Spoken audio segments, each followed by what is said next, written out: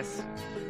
Joo, täällä on taas tää yksi mummeli. Noniin. Joo, täällä on taas tää yksi mummeli. Joo. Pitää kertoa yksi juttu, kun No. mä oon jo 70 vuotta vanha ja Okei.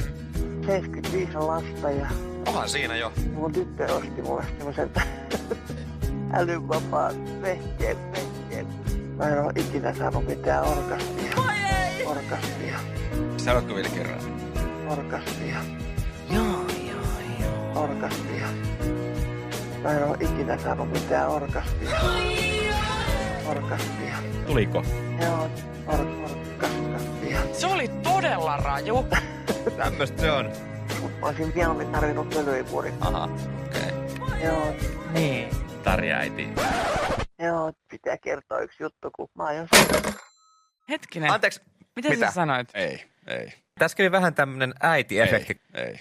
Käy varmaan suihkussa.